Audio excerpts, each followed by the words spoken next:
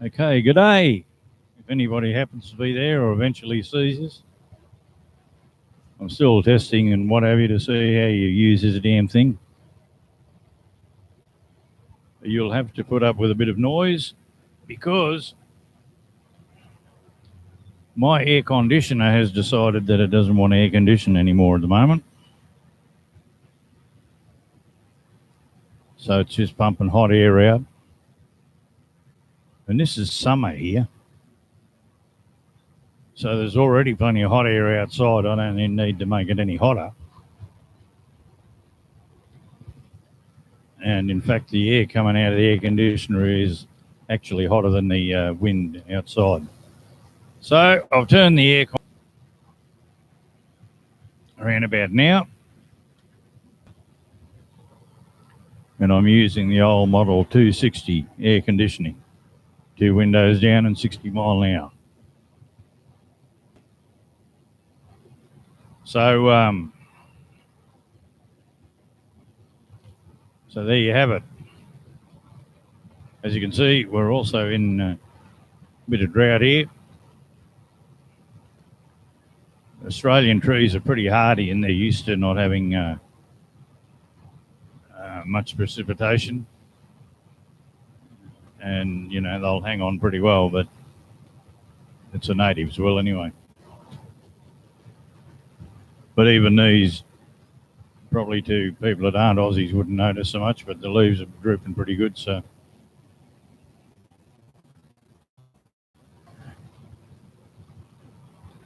They're not doing so good.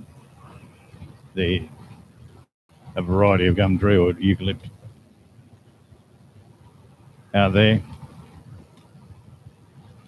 And harvest finished here a while ago, but if you have a look, I don't know whether it's picking it up in the camera, but on either side of the road in a couple of places there's those big white things. We call them grain bags, silo bags. Some people call them giant condoms or what have you. And it's just a means of storing grain like in a mini bunker in the paddock. When you strip the crop off, you put it straight into those bags. And if you prepare the ground properly and the bags themselves and don't overstuff them, you have no problems with bugs or pests or what have you. And for short to, I guess you'd call it short-term storage, so up to 12 months, silo bags are actually a very, very good option for a lot of farmers. Weighed against that, of course, is the cost of, the machine or the implement that goes on the tractor that actually fills them up, and then there's a different implement that empties them into a truck. Cost of the bags themselves, and so on. But you know, they're quite a reasonable option to storing the grain in big, large silo complexes where you've got to pay for storage until such time as you choose, you know, when the market's good or whatever to sell. Some farmers strip their crop or harvest their crop and immediately sell to the grain buyers. And oftentimes the prices at the start of the harvest are usually pretty good, but as the harvest continues, the prices drop.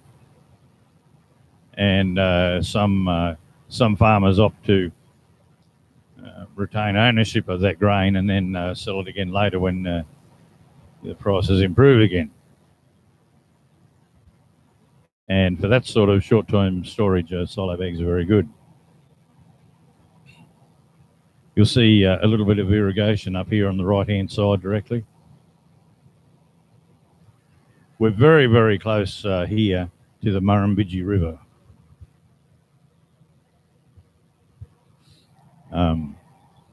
So, you know, they can draw a bit of water from it.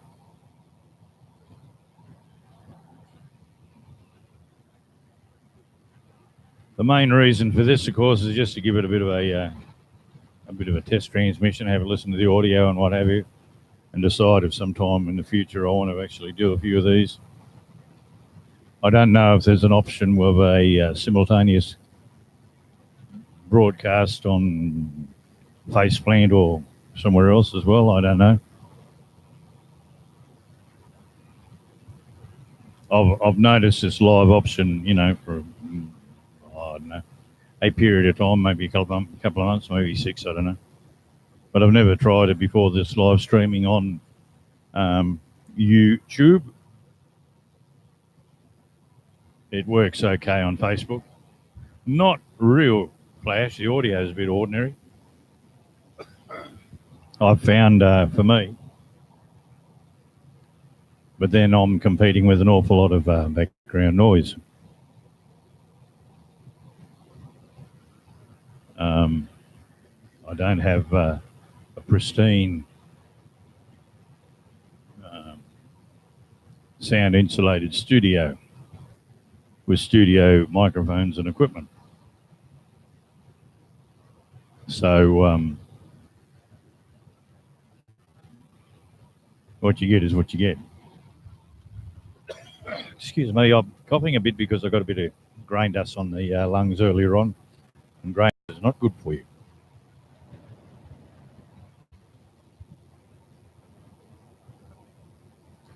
If I can have a big cough, I can get rid of all that stuff, I'll be right. So there be. I'm heading I'm heading eastbound, almost directly east. And then I'll head a little bit north and I'll pick up a load. And then I'll return in the opposite direction.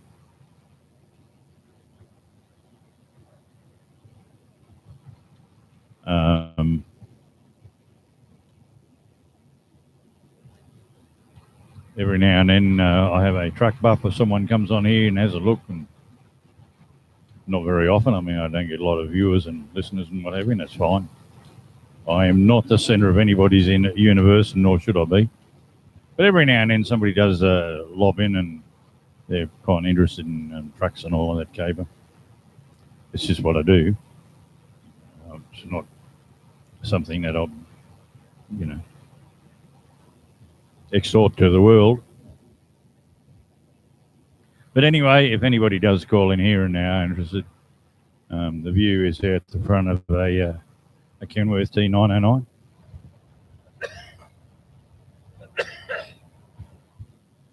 Excuse me, with a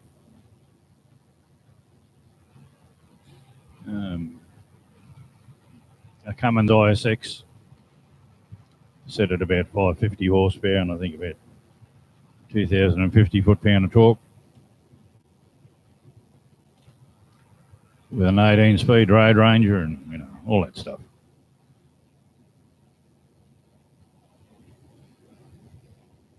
So if you're interested, that's the oil on that.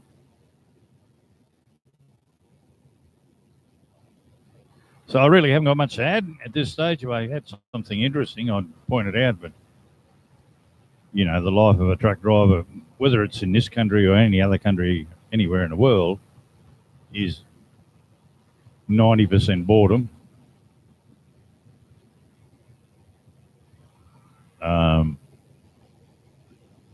Everything is hurry up and wait. And I'm not talking specifically about my job. I'm talking about as a general rule. Transport all over the world. It's hurry up and wait.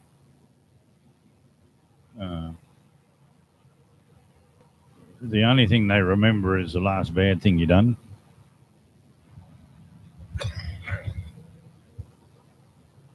That's whether it's the management, the customers, the general public, whoever.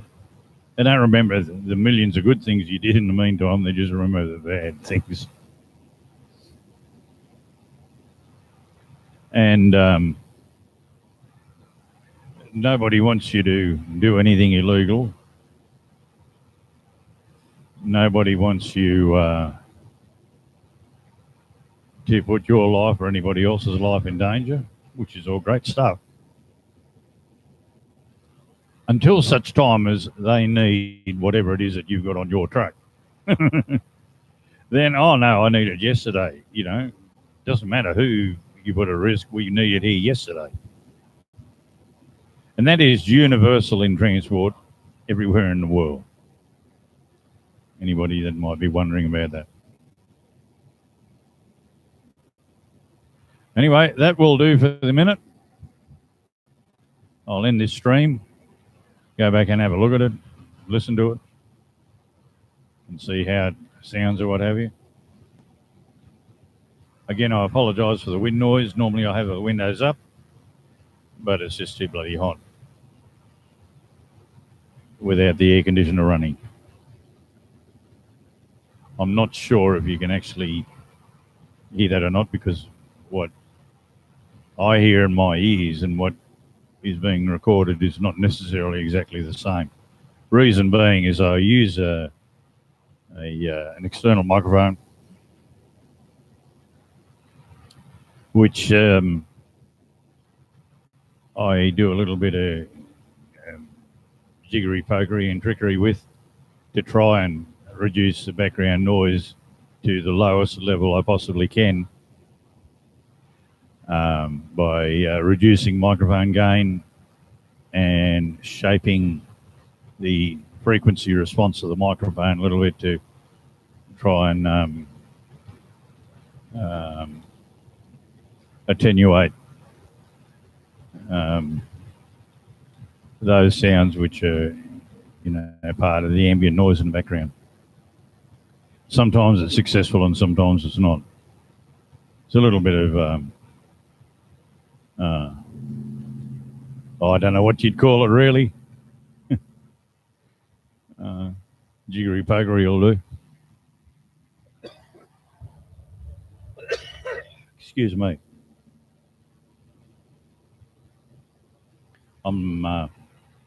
I'm pretty sure the levels are pretty low on the microphone, so that should be limiting the amount of stuff it's picking up. Anyway, I've got to have a look here, and I just got a text message. I better go and see what it's got to say. Thank you very much if you've been listening and watching. And feel free to like it or comment or do nothing at all as you see fit. Cheers for now.